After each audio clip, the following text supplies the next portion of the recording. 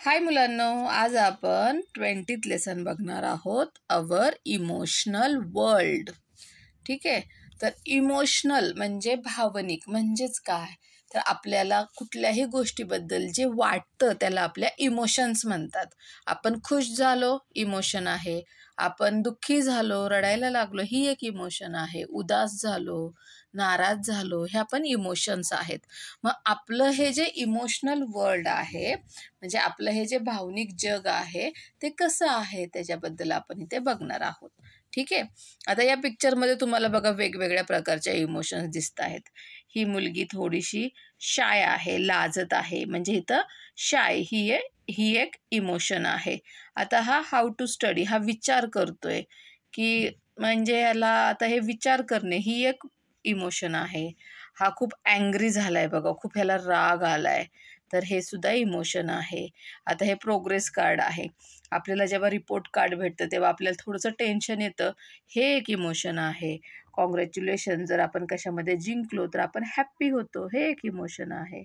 हे घाबरलेलं आहे, भीती वाटत आहे याला, हे पण एक इमोशन आहे. मग हे सर्व आपण आपल्या रोजच्या जीवनामध्ये या सर्व इमोशन्स आहेत त्या एक्सपिरियन्स करत असतो. आपल्याला सुद्धा प्रत्येक वेळेस अशा प्रकारच्या इमोशन जाणवत असतात, हो ना. तर आपण बघूयात. ट्राय दिस, हे करून पहा. Note your feelings about the following and write them down. इथे खाली काही पॉईंट दिलेले आहेत, तर तुमच्या फिलिंग्स आहेत, तुमच्या ज्या भावना आहेत त्या तुम्ही नोट डाऊन करायच्या आहेत आणि त्या लिहून ठेवायच्या आहेत. तर फर्स्ट काय आहे, your own behaviour from the time you wake up in the morning till you go to bed. जेव्हा तुम्ही सकाळी उठता, सकाळी उठल्यापासून रात्री झोपेपर्यंत तुमचं जे बिहेवियर आहे, तुम्ही कसे वागता, तर ते तुम्हाला लिहून ठेवायचं आहे. सकाळी उठल्या उठल्या तुम्हाला कसं वाटतं, फ्रेश वाटतं, कंटाळा आलेला असतो, आळस आलेला असतो. मग तुम्ही फ्रेश मूडमध्ये असता का, हसता का, चिडता, दिवसभरात काय काय करता, तर हे सगळं तुम्ही लिहून ठेवायचं आहे. Pictures of natural disasters in the newspaper. जेव्हा तुम्ही एखादं नॅचरल डिझास्टर आहे, म्हणजे समजा भूकंप आलेला आहे, तर त्याचं किंवा पूर आला, त्याचे पिक्चर्स बघता तेव्हा तुम्हाला काय वाटतं, तेव्हा तुम्हाला कोणती इमोशन वाटते, वाईट वाटतं का आश्चर्य वाटतं, तर ते तिथे लिहून ठेवायचं आहे. News about a cricket match in the newspaper.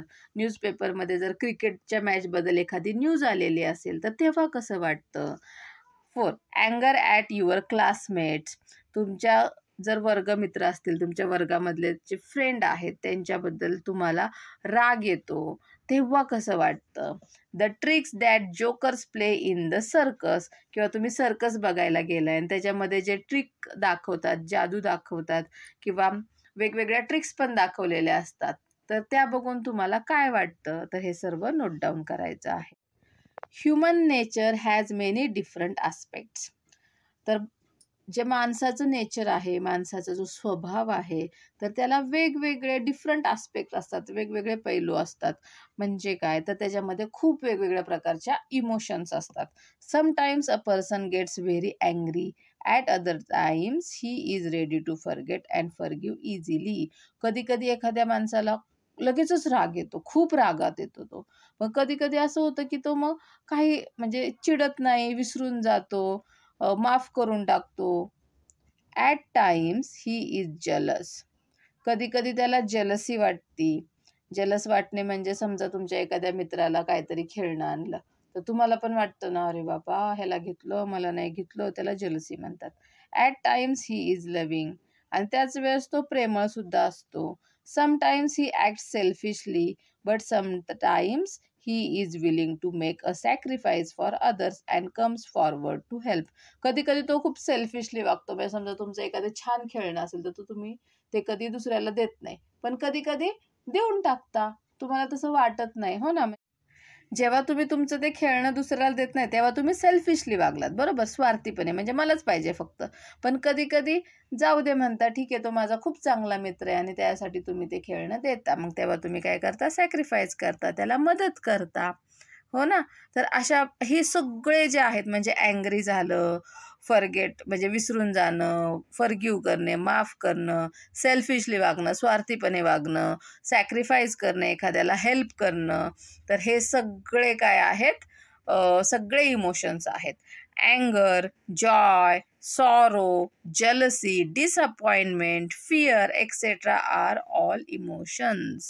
म्हणजेच अँगर म्हणजे राग, जॉय म्हणजे आनंद, सॉरो म्हणजे दुःख, jealousy म्हणजे एखाद्याबद्दल एखाद्या गोष्टीचा हेवा वाटणे, डिसअपॉइंटमेंट एखाद्या गोष्टीबद्दल नाराज होणे, फिअर म्हणजे भीती वाटणे.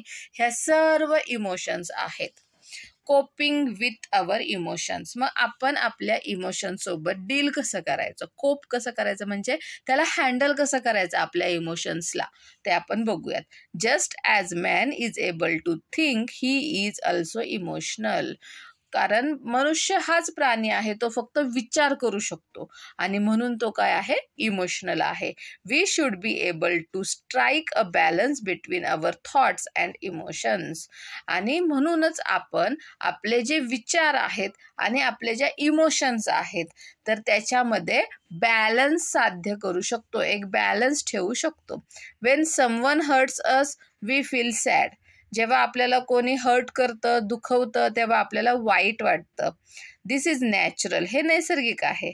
हॅवएव्हर we should know how bad to feel about it.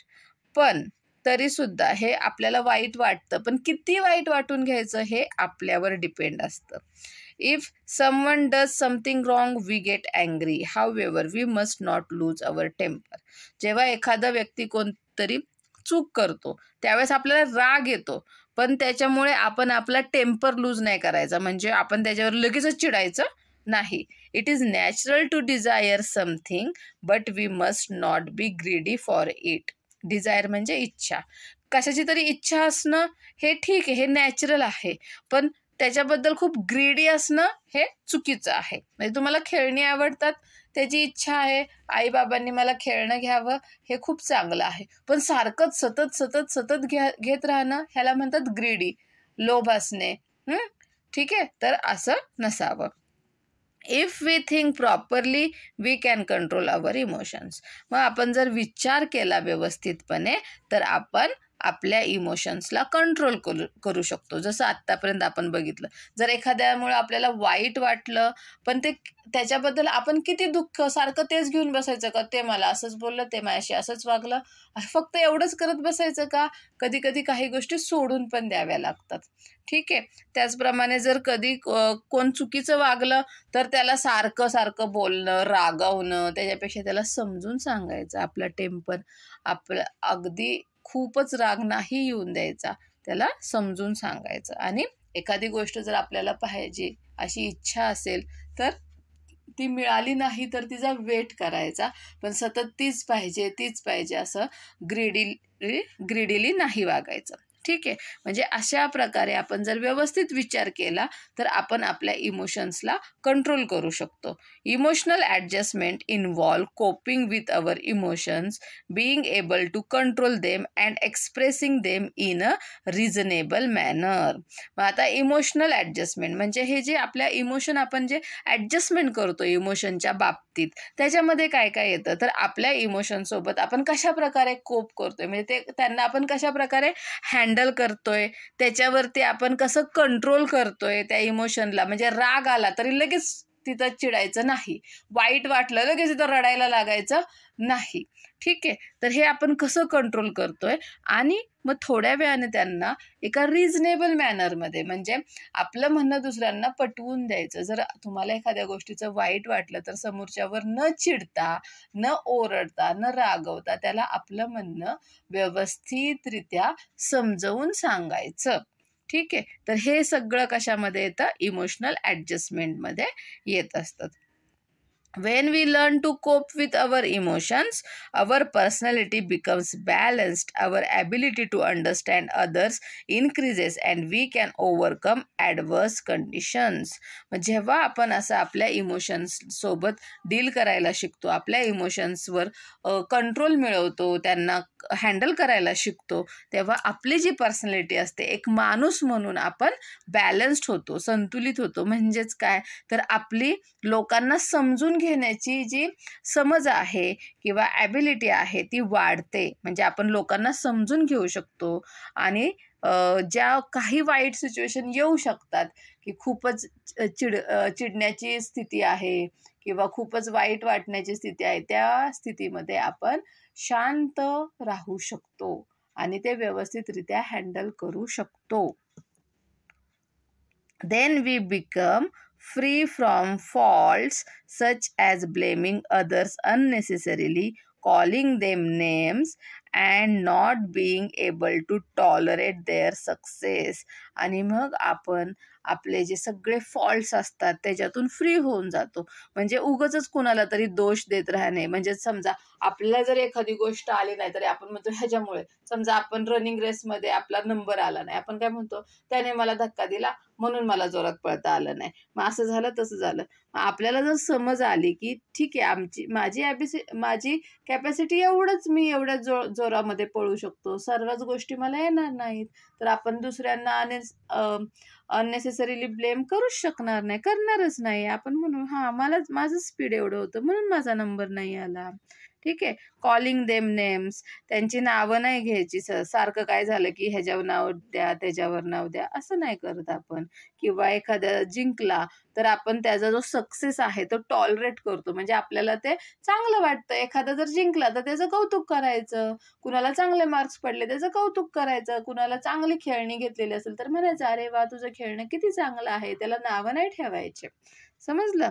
तर मग जर आपण आपल्या इमोशन्सला कंट्रोल करू शकलो तर ह्या सर्व गोष्टी आपण व्यवस्थितरित्या करू.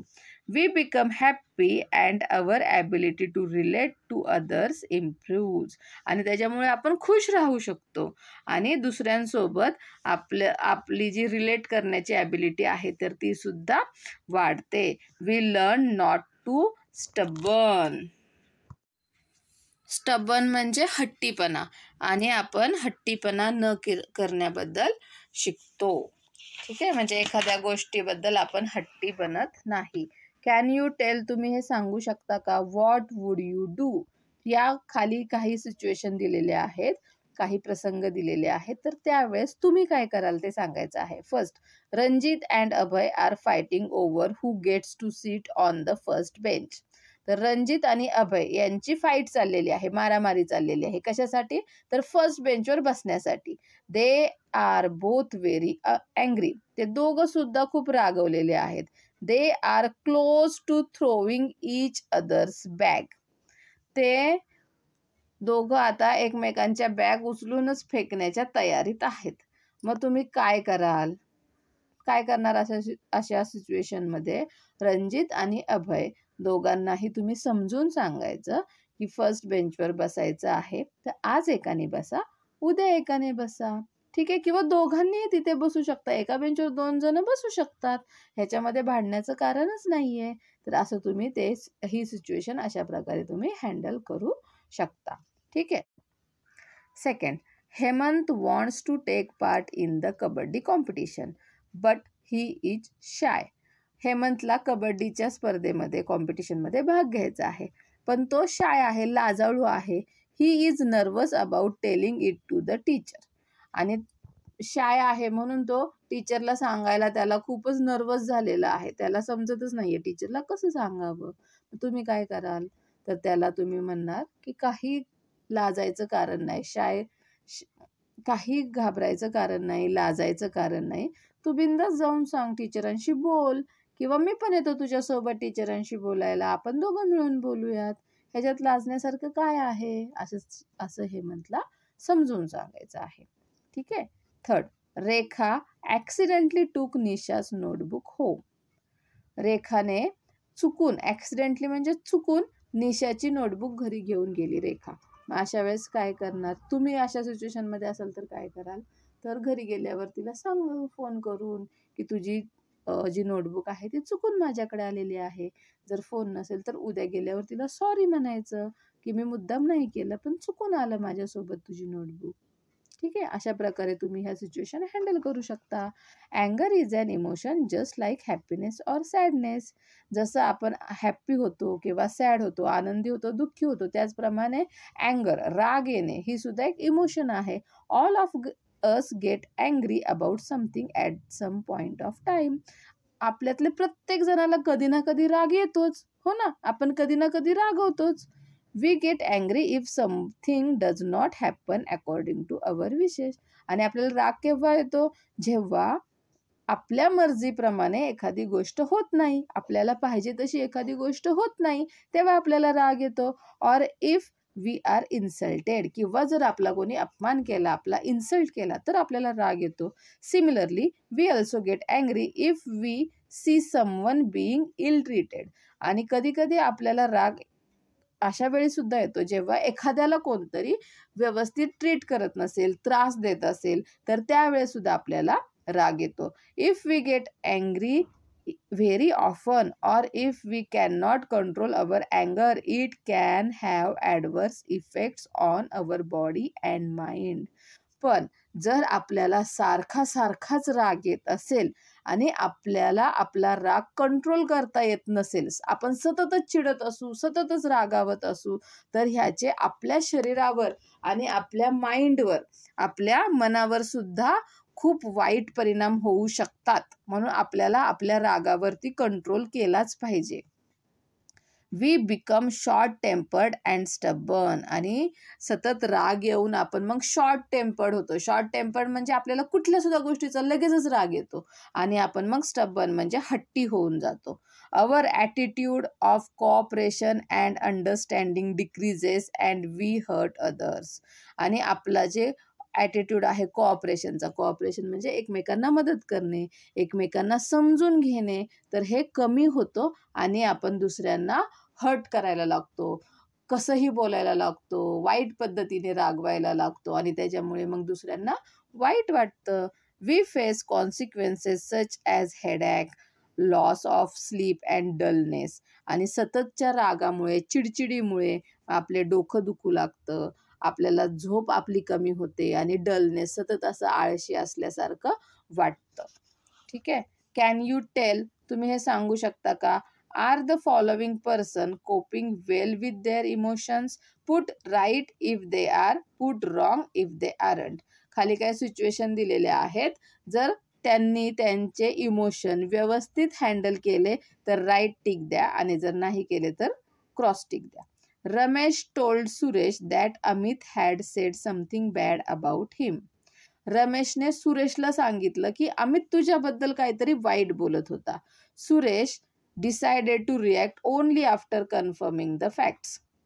आणि सुरेशने ठरवलं की मी पहिल्यांदा खरं काय आहे ते समजून घेतो, आणि मग त्यानंतर मी काहीतरी रिॲक्शन देणार, मी काहीतरी अमितला बोलेल. तर हे राईट आहे, कारण रमेशने सुरेशला सांगितलंय. सुरेशने डायरेक्ट ऐकले का अमितला काहीतरी बोलताना? तर नाही. म्हणून सुरेशचं वागणं हे बरोबर आहे. Chhaya and Meena usually make equal progress in their studies. Chhaya आणि मीनाला अभ्यासामध्ये सेमच मार्क मिळतात. द टीचर प्रेस छायाच एसे. टीचरने छायाने लिहिलेला जो एसे होता तर त्याचं कौतुक केलं की छायाने छान एसे लिहिला बरं का. दिस मेड मीना अँग्री. आणि त्याच्यामुळे मीनाला राग आला, कारण आपल्या त्या दोघींना तर सेमच मार्क पडायचे. And she decided not to speak to Chhaya. आणि तिने ठरवलं की छायासोबत बोलायचं नाही. तर हे चुकीचं आहे. याच्यामध्ये छायाचा काय दोष आहे का? छायाने चांगला एसे लिहिला म्हणून टीचरने तिचं कौतुक केलं. आणि कुणाचंही कौतुक केलं तर आपल्याला आपली जर फ्रेंड असेल तर आपल्याला त्याचं चांगलंच वाटलं पाहिजे. आपणही तिचं कौतुक करायचं की हां तू छानच लिहिलं असेल म्हणून टीचरने तुझं कौतुक केलं, बरोबर ना? मग हे मीनाचं वागणं चुकीचं आहे की रागवल्याने छायाशी बोलायचं तिने बंद केलं. ठीक आहे. Dinesh took Manoj pen and pencil from his bag and hide them. दिनेशने मनोजच्या बॅगमधून पेन अँड पेन्सिल काढून घेतले आणि ते लपून ठेवले. Later he said sorry to Manoj and promise not to do it again. आणि पण नंतर त्याने मनोजला सॉरी म्हटलं दिनेशने की मी परत असं कधीच वागणार नाही. तर हे बरोबर केलं आहे दिनेशने. पण पहिल्यांदा त्याने असं करायलाच नाही पाहिजे. पण ठीक आहे, त्याकडून चूक झाली, त्याने त्याची चूक जी आहे ती ॲक्सेप्ट केली, सॉरी म्हटला आणि परत न करण्याचं प्रॉमिस सुद्धा केलं. तर हे गुड आहे. Sunita wanted to go to the market with her mother but for some reason her mother had to leave early. सुनीताला आईसोबत मार्केटला जायचं होतं, पण तिच्या आईला काही पटकन कशामुळे तरी जावं लागलं. Sunita was angry with her mother. मग सुनीताला खूप राग आला कारण तिला तर आईसोबत जायचं होतं. But later she asked her mother the reason why she had to leave early. पण तिने आईला विचारलं, आई का ग तू मला न घेताच लवकर निघून गेली. हर अँगर subsided when she learn the reason. पण जेव्हा आईने तिला कारण सांगितलं तेव्हा तिचा राग निघून गेला. तर हे बरोबर आहे. ठीक आहे. Awareness of our own flaws. Flaw म्हणजे दोष. आपल्यामध्ये जर काही दोष असतील तर त्याच्याबद्दल आपण अवेअर असलं पाहिजे, आपल्याला त्याची माहिती असली पाहिजे. Children are often heard to say my handwriting is beautiful. I am good at maths. I like science or I like poetry. कधी कधी मुलांना आपण असं म्हणताना ऐकतो की माझं अक्षर खूप छान आहे, माझं मॅथ्स खूप छान आहे, मला सायन्स आवडतं, मला पोएट्री कविता आवडतात. This means that people's likes and dislikes and capabilities can be different. म्हणजे याचाच अर्थ काय तर लोकांच्या आवडी निवडी, लोकांना काय आवडतं काय आवडत नाही, लोक काय करू शकतात हे प्रत्येकाचं वेगवेगळं असतं. हो ना, कुणाला मॅथ्स आवडेल, कुणाला स्पोर्ट्स आवडेल, कुणाला सायन्स, कुणाला मराठी, कुणाला इंग्लिश, कुणाला क्राफ्ट आवडतं, आर्ट्स आवडतं. प्रत्येकाच्या आवड काय असतात वेगवेगळ्या असतात. Just as we gradually understand what we can do we must also understand what we are not able to do.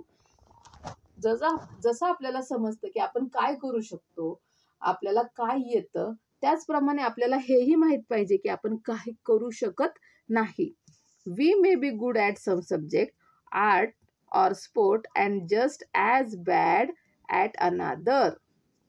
आपण काही सब्जेक्टमध्ये चांगले असू शकतो, आपल्याला काही सब्जेक्टमध्ये आपण हुशार असेल, आपल्याला आर्टमध्ये आपण चांगले, स्पोर्टमध्ये चांगले, पण आपल्याला दुसरे कुठले तरी सब्जेक्ट जे आहेत तर त्याच्यामध्ये आपण बॅड असू, म्हणजे आपल्याला ते येत नसतील. We must know our flaws as well as our talents. तेच आपल्याला आपले जे फ्लॉज आहेत, आपल्याला जे दोष आहेत आपले, की आपल्याला या गोष्टी येत नाही हे माहीत पाहिजे आणि आपलं टॅलेंट जे आपल्याला येतं ते सुद्धा माहीत पाहिजे. So that we can improve upon them. म्हणजे हे जर आपल्याला माहीत असेल, आपल्याला जर आपले फ्लॉज कळले, आपले दोष कळले, तर आपण त्याच्यावरती काम करू आणि आपण ते चांगलं करण्याचा प्रयत्न करू. जर समजा तुम्हाला मॅथ्स येत नसेल तर आपण त्याच्यावर जास्त भर देऊ, मॅथ्स करण्यावरती. टेबल्स लर्न करू, मल्टिप्लिकेशन शिकू, डिव्हिजन शिकू आणि मग आपलं मॅथ्स चांगलं होईल, मॅथ्स इम्प्रूव्ह होईल. Just because we are unable to do something it does not mean that we stop trying to excel at what we can do.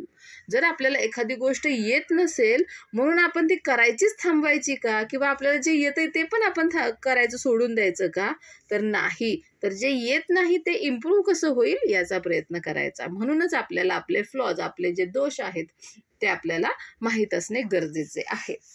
We can change. आपण बदलू शकतो. No person is entirely good or entirely bad. कुणीही सर्व good नसतो, चांगला नसतो, किंवा सर्व वाईट नसतो. कोणताही मुलगा असो, मुलगी असो, व्यक्ती असो, तर ते पूर्णपणे चांगले किंवा पूर्णपणे वाईट नसतात. प्रत्येकामध्ये चांगलं आणि वाईट दोन्ही गोष्टी असतात. We must always think about the good qualities or virtues in our friends first. सर्वात पहिल्यांदा आपण आपले जे मित्रमैत्रिणी आहेत तर त्यांच्यामधल्या चांगल्या क्वालिटीजचाच विचार केला पाहिजे. की समजा एखाद्याशी तुमचं जमत नसेल किंवा एखादा तुम्हाला आवडत नसेल, पण त्याच्यामध्ये काय चांगला गुण आहे तो जर तुम्ही विचार केला तर तो तुम्हाला आवडायला लागेल. ठीक आहे. We must help each other to get rid of our flaws. एखाद्यामध्ये जर काही कमीपणा असेल, दोष असतील, तर ते कमी करण्यासाठी, ते निघून जावेत म्हणून आपण एकमेकांना मदत केली पाहिजे. जर समजा कोणाचं ड्रॉइंग चांगलं असेल तर त्याने ज्याचं ड्रॉइंग चांगलं नाही त्याला ते शिकायला मदत करायची. कोण स्पोर्ट्समध्ये चांगला असेल तर ज्याचं स्पोर्ट्स चांगलं नाही त्याला घेऊन त्याने खेळायला सुरुवात करायची, म्हणजे त्याचं पण स्पोर्ट चांगलं होईल, याचंही ड्रॉइंग चांगलं होईल. कुणाचे जर अभ्यासामध्ये कोण वीक असेल तर जो अभ्यासामध्ये चांगला आहे त्याने त्याला मदत करायची, जेणेकरून तो पण अभ्यासामध्ये चांगला होईल. If we speak about our flaws as openly as we speak about our talents it will be our advantage. जसं आपण आपल्या टॅलेंटबद्दल बोलतो ना, मला हे येतं, मला ते येतं, मी हे करू शकतो, मी ते करू शकतो, त्याचप्रमाणे आपण आपल्या फ्लॉजबद्दल जे आपल्यामध्ये कमी आहे त्याबद्दल पण ओपनली बोललं पाहिजे, सगळ्यांसमोर बोललं पाहिजे की मला हे येत नाही. ठीक आहे, आणि मग त्याच्यामुळे आपल्याला फायदा होईल किंवा आपण त्याच्यावरती काम करू शकू, किंवा ज्याला कोणाला येत असेल ते म्हणेल मग मी हे शिकवतो तुला, मला येतं ते. ओके.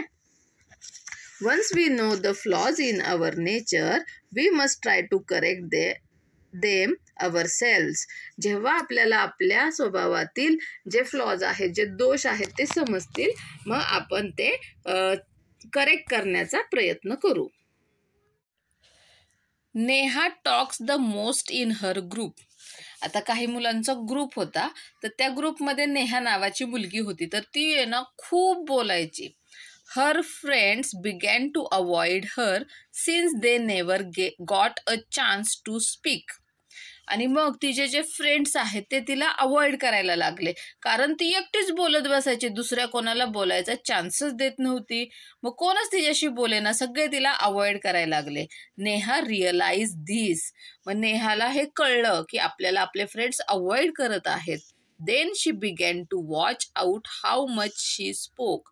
आणि मग तिने लक्ष ठेवायला सुरुवात केली, बघायला सुरुवात केली की ती स्वतः किती बोलते. तिला कळलं की माझ्या बडबडीमुळे माझे जे फ्रेंड्स आहेत ते माझ्याशी बोलत नाहीयेत. मग ती लक्षपूर्वक त्याच्यावरती काम करू लागली की मी किती बोलते, कशी बोलते, याच्यावरती विचार करू लागली. She told her friends herself, stop me if I talk too much. तिने तिच्या फ्रेंड्सना सांगितलं, स्वतः सांगितलं की मी जर खूप बोलायला लागले तर मला तिथंच थांबवायचं की नेहा तू खूप बोलतीयस, तू थांब आता जरा, असं सांगायचं. Gradually Neha began to listen to others and brought about a change in her own behaviour. आणि मग हळूहळू नेहामध्ये बदल व्हायला सुरुवात झाली. नेहा दुसऱ्यांचं पण ऐकून घ्यायला लागली आणि तिच्या स्वतःच्या बिहेवियरमध्ये, स्वभावामध्ये, वागण्यामध्ये तिने बदल घडवून आणला. अशा प्रकारे तिनं तिचा जो फ्लॉ होता, ह्याला म्हणतात फ्लॉ, की ती खूप बडबड करत होती, हे तिचा फ्लॉ होता, तिच्यामधला दोष होता, तर तिने त्याच्यावरती तो करेक्ट करण्याचा प्रयत्न केला आणि त्याच्यामध्ये ती सक्सेसफुल झाली. आता तिचे फ्रेंड्स तिला अवॉइड करत नाहीत, तिच्यासोबत चांगले राहतात. ठीक आहे, तर असे आपले सुद्धा काही जर फ्लॉज असतील, दोष असतील, तर त्याच्यावरती आपण वर्क केलं पाहिजे आणि ते कमी केले पाहिजेत. ठीक आहे. Aspects of our nature that bother us and others can be change. मग याच्यावर आपल्याला हे समजलं की आपल्या स्वभावामधले जे काही आस्पेक्ट आहेत, जे काही पैलू आहेत, म्हणजे कुठलेही इमोशन्स असतील किंवा कुठलाही आपला स्वभाव असेल, त्याच्यामुळे जर आपल्याला त्रास होत असेल, बॉदर म्हणजे त्रास होणे, आपल्याला त्रास होत असेल किंवा दुसऱ्यांना पण त्या वागण्याचा जर त्रास होत असेल तर ते आपण बदलू शकतो. However we ourself must try hard to change them. पण केव्हा तो बदल होऊ शकतो, जेव्हा आपण स्वतः त्यासाठी खूप प्रयत्न करू, तेव्हाच तो बदल घडू शकतो. Otherwise these aspects may take the shape of flaws in our personality. नाहीतर आपण जर ते बदलले नाहीत तर मग हे जे पैलू आहेत, वेगवेगळे जे स्वभाव आहेत, ते आपल्यामध्ये, आपल्या पर्सनॅलिटीमध्ये दोष बनून राहतात आणि मग आपल्याला लोकांपासून ते तोडतात किंवा लोक मग आपल्याजवळ येत नाहीत, आपल्याशी मैत्री करत नाहीत. म्हणून जे आपल्या स्वभावामधले जे दोष असतील, कमी असतील, तर त्या पूर्ण करून किंवा त्या सुधारून आपण आपल्या ज्या चुका असतील त्या सुधारल्या पाहिजेत आणि स्वतःला बदललं पाहिजेत. ठीक आहे. What we have learned. मग याच्यातून आपण काय शिकलो? Emotions must be expressed. तर ज्या आपल्या इमोशन्स आहेत, भावना आहेत, तर त्या एक्सप्रेस केल्या पाहिजेत, व्यक्त केल्या पाहिजेत. There must be a balance between our thoughts and emotions. आणि आपले जे विचार आहेत आणि आपल्या ज्या इमोशन्स आहेत, तर त्याच्यामध्ये एक आपल्याला बॅलन्स साधता आला पाहिजे. अँगर must be controlled, otherwise it can have adverse effect on our mind and body. आपल्या रागावर आपला कंट्रोल पाहिजे, आपल्याला रागावर नियंत्रण मिळवता आलं पाहिजे. नाहीतर मग त्याचे आपल्या शरीरावर आणि मनावरती वाईट परिणाम होतात. We must be aware of our flaws as well as our talents. आपल्याला आपले जे दोष आहेत तर ते माहिती पाहिजेत, त्याचप्रमाणे आपले जे टॅलेंट्स आहेत म्हणजे आपल्यामध्ये जे गुण आहेत ते पण माहीत पाहिजेत. We can try to correct the flaws in our nature. आपल्या स्वभावामध्ये असलेले दोष आहेत ते आपण करेक्ट करण्याचा, बरोबर करण्याचा प्रयत्न केला पाहिजे. Okay, bye bye.